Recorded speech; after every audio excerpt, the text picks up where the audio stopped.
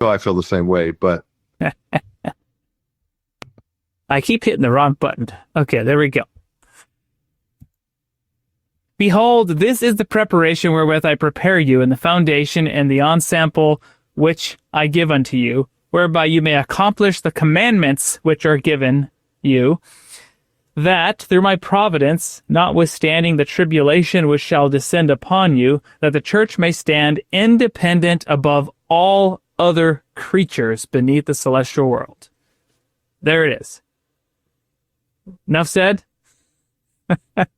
The purpose of the order, like the church's commandment and purpose, first and foremost, is to have sovereignty, is to be independent above all other creatures. To, let's just say, independent above all.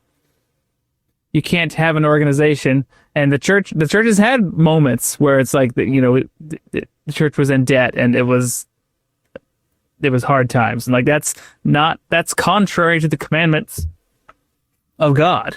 Like those are not considered the good days. Like the revelations, the scriptures, what do they show? I mean, look at Joseph of Egypt or whatever. The revelations show, no, you prepare for the future. You put things away, food storage, all these ideas, these concepts. It's so that you don't have to fall and bow the knee to Babylon. You don't have to put yourself in a position to where you're borrowing money and subject to some other master. That's just contrary to the economy of God. Well, what this shows, though, is that we talk a lot about, especially in the Book of Mormon, how it's warning, forewarning, trying to illuminate the whole concept of secret combinations and how this is the way in which the world operates.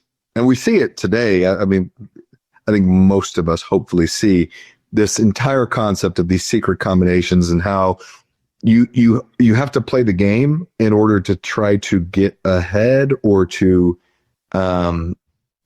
really establish something great and to prosper and to, and I know that there are exceptions to this. I know people have made money and gotten wealthy without doing that, but Babylon is always going to try to get you in to their way of doing things and to kind of lock you into that and tie you down into that.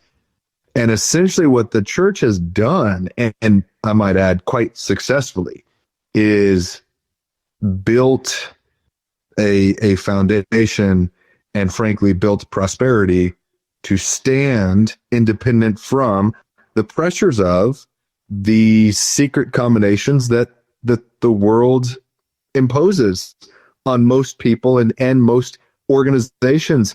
And you can see this just in, this is all around us in Christianity today, where you see so many churches who have to try to establish their method of operation to try and